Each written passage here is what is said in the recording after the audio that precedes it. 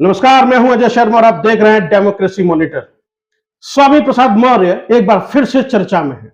उन्होंने ऐसा क्या कहा कि चर्चा उनकी फिर से होने लगी। उन्होंने कहा इस देश को तीन गद्दियां लूट रही हैं। पहली गद्दी राजगद्दी, जिसको उन्होंने कहा प्रधानमंत्री और मुख्यमंत्री की गद्दी है। दूसरी गद्दी मठ की गद्दी, यानी कि शंकराचार्य, महामंडलेश्वर, महंत, पंडित, पुजारी, ये इसके अंदर आते हैं। और तीसरी गद्दी है सेठ की गद्दी, जिसके अंदर अडानी अंबानी जैसे सेठ आते हैं। ये तीनों मिलकर इस देश को लूट रहे हैं। जब एक गद्दी खतरे में पड़ती है तो बाकी की दोनों गद्दियां उसको बचाने में जुट जाती हैं। ये देश के लिए खतरनाक है, ऐसा स्वामी प्रसाद मौर्य ने कहा। और उसके बाद पूरी मीडिया में चर्चाएं हो गई और पब्लिक के बीच में चर्चाएं होने लगी। आखिरकार स्वामी प्रसाद मौर्य ने से क्यों कहा? अब स्वामी प्रसाद मौर्य कौन है? स्वामी प्रसाद मौर्य समाजवादी पार्टी में राष्ट्रीय महासचिव है। इससे पहले कभी बीजेपी में हुआ करते थे और वहां पर सनातन धर्म की तारीफ करते हुए मंचों पर देखे जा सकते थे। इससे पहले बसपा में भी थे, तो इनकी राजनीतिक यात्राएं अपने हितों को लेकर चलती रही हैं। लेकिन इस बार समाजवादी पार्टी में है और कह रहे हैं इस देश को तीन गद्दियां लूट रही हैं। डॉक्टर साहब, ये है, आप राधा रानी के भक्त हैं, इस्कॉन मंदिर जाते हैं, वृंदावन भी जाते हैं, आपके पूरे अस्पताल के अंदर राधा रानी की तस्वीरें लगी हुई हैं, और धार्मिक व्यक्ति हैं। एक धार्मिक व्यक्ति होने के नाते कैसे देखते हैं?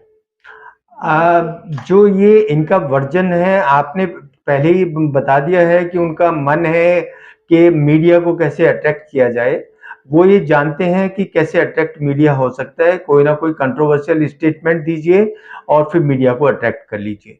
लेकिन उनको ये समझना होगा कि देश की तरक्की के लिए हमें राजनेता भी चाहिए, हमें अपोजिशन भी चाहिए, हमें बिजनेसमैन भी चाहिए, हमें मंदिर भी चाहिए, हमें मस्जिद भी चाहिए। हर तरह की चीजें इंफ्रास्ट्रक्चर में होनी चाहिए और सबके लिए रेस्पेक्ट होना चाहिए।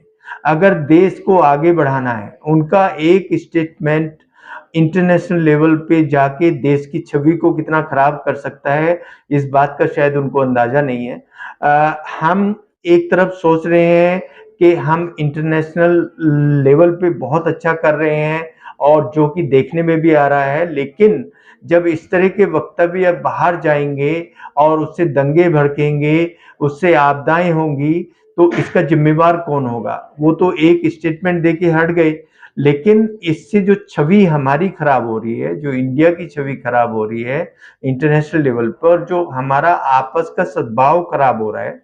अगर वो मस्जिद का फेवर कर रहे हैं तो वो भी गलत है, मंदिर का फेवर कर रहे हैं वो भी गलत है। वो एक राजनेता है, उनको अपने दायरे में सीमित रहना चाहिए, अपनी कॉन्स्टिट्यूंसी में काम करना चाहिए। वो एक जन सेवक हैं, जन सेवक की तरह काम करें। ये जो स्टेटमेंट देते हैं और जो इंसल्ट करते हैं हमारे गुरुओं की, उसको ना करें। क्योंकि जो राजनेता का धर्म है शायद वो जानते नहीं है। उनको रामचरितमानस को ही पढ़ना पड़ेगा ये समझने के लिए, जिसके ऊपर उन्होंने पहले आक्षेप लगाए थे। बिल्कुल। अगर वो अपने आप को अच्छा राजनेता बनना चाहते हैं तो उनको अच्छी किताबें पढ़नी पड़ेंगी, लिटरेचर पढ़ना पड़ेगा और इतनी समझ पैदा करनी पड़ेगी कि मुझे किस स्टेज से क्या मैसेज देना है। जी, कल हमने बातचीत की थी गाजियाबाद के दूधेश्वरनाथ मठ मंदिर के महंत नारायण गिरी जी महाराज से। उन्होंने उनके नाम की व्याख्या की। स्वामी भगवान से संबंधित है, यानी कि जिसे क्या कहा जाता है, स्वामी उनके नाम में है। प्रसाद, जो प्रसाद मिलता है मंदिर से, उसकी उन्होंने चर्चा की। तो और मौर्य राजा, जो मौर्य वंश है, उसके बारे में उन्होंने कहा कि वो एक तरीके से अपने ही नाम का अपमान कर रहे हैं। जो व्यक्ति अपने नाम का सम्मान नहीं कर सकता, वो कैसे इस तरह की बातें कर सकता है? ये इस तरह की बातें निकल कर आई हैं।